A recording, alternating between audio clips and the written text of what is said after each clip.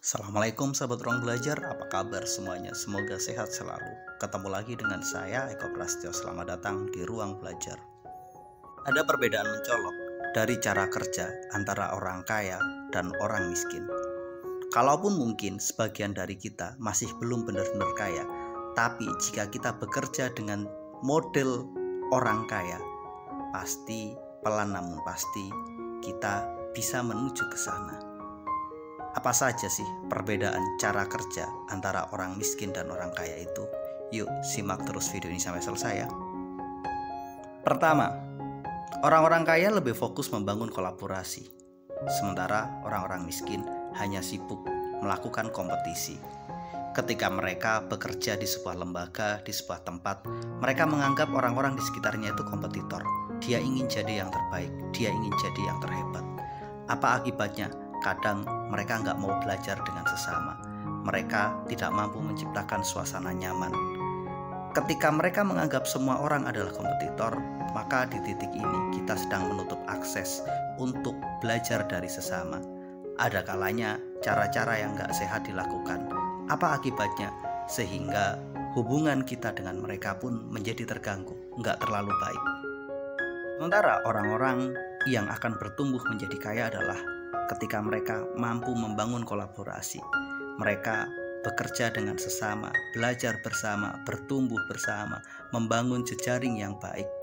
Mereka mampu menciptakan kemitraan yang sehat. Karena perbedaan orientasi ini, efeknya dalam jangka panjang, jejaring yang terbangun juga berbeda. Mereka yang terlalu fokus berkompetisi, mereka akan terkotak-kotak, tersekat-sekat, menganggap ini teman, itu musuh.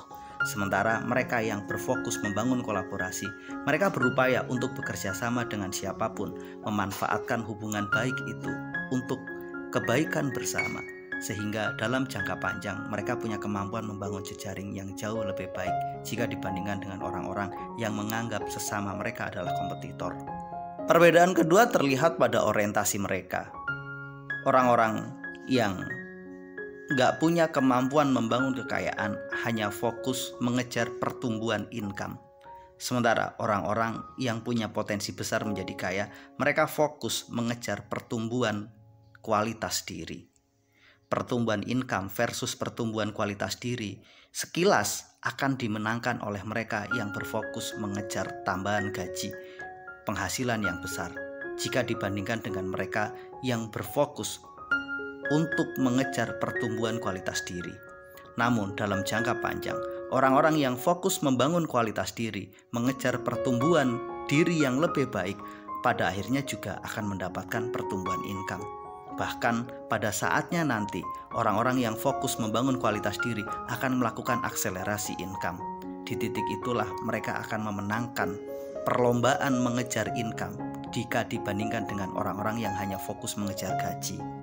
Ada kalanya orang-orang yang hanya fokus mengejar gaji dan income, mereka hanya sibuk menambah pekerjaan, hanya sibuk berpindah dari satu tempat ke tempat yang lainnya. Kadang mereka lupa untuk terus belajar, untuk terus meningkatkan kualitas diri. Akhirnya apa? Ketika mereka berhenti belajar di titik itu, mereka akan disalib oleh kompetitor-kompetitor mereka. Saat lahir anak-anak muda dengan kualitas diri yang jauh lebih baik, sementara kita sudah menua, di titik itu kita akan merasakan bahwa kita salah menempatkan orientasi. Saya pernah ngobrol dengan salah satu sahabat baik saya. Ia menduduki level manajer di sebuah perusahaan. Dia bercerita bahwa dia mulai khawatir karena dia lupa untuk melakukan adaptasi dan terus belajar. Dia pun merasa mungkin 3-4 tahun lagi karir saya akan selesai karena saya melihat junior-junior saya itu kemampuannya luar biasa. Dia bercerita, saya salah menempatkan orientasi. Andai kata dulu saya tidak sekedar fokus mengejar uang, tidak sekedar fokus mencari tambahan penghasilan, mungkin kondisinya akan berbeda. Ia merasa harusnya saya belajar, harusnya saya menggunakan sebagian waktu saya untuk meningkatkan kualitas diri saya, sehingga saya bisa tetap relevan dalam menghadapi persaingan. Perbedaan ketiga terletak pada gengsi versus investasi. Apa maksudnya? Orang-orang yang sulit menjadi kaya itu dalam bekerja hanya fokus pada gengsi, pada penampilan, pada tampilan fisik mereka. Mereka hanya fokus membangun gaya hidup. Mereka nggak mau tertinggal. Jika teman-teman mereka melakukan aktivitas yang menyenangkan, dia pun ikut. Ketika teman-temannya nonton, dia pun ikut nonton. Ketika teman-temannya traveling, mereka pun ingin merasakan hal yang sama. Sementara orang-orang kaya, mereka lebih fokus pada investasi. Endingnya apa? Sebesar apapun pengeluaran mereka untuk have fun, orang-orang kaya itu pengeluaran untuk investasi jauh lebih tinggi jika dibandingkan dengan pengeluaran gengsi. Mungkin mereka membeli tas bermerek, sepatu bermerek, tapi jika dibandingkan dengan total pengeluaran mereka untuk investasi, tetap lebih tinggi investasi mereka. Pendek kata, orang-orang yang punya potensi kaya itu lebih mengutamakan menggunakan uang mereka untuk investasi jika dibandingkan dengan gengsi. Sementara orang-orang miskin sebaliknya, lebih fokus menggunakan uang mereka untuk gengsi jika dibandingkan untuk investasi. Mungkin mereka benar bisa membeli mobil, punya rumah, punya sepatu bermerek, punya tas bermerek, baju bermerek, tapi apa yang terjadi? Mereka nggak punya investasi. Sebenarnya mereka hanya terlihat kaya, mereka nggak punya apa-apa.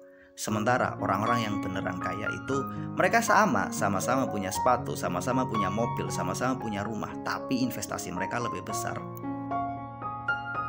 Ceritanya begini deh, ada dua orang, satu orang ingin membeli Pajero Sport. Dia punya uang 1 miliar, yang satunya cuma punya uang 150 juta. Sama-sama datang ke dealer, sama-sama pulang membawa Pajero Sport impian mereka, tapi rasanya berbeda. Mereka yang punya uang 1M menggunakan 600 juta untuk membeli Pajero Sport itu masih make sense, masih masuk akal.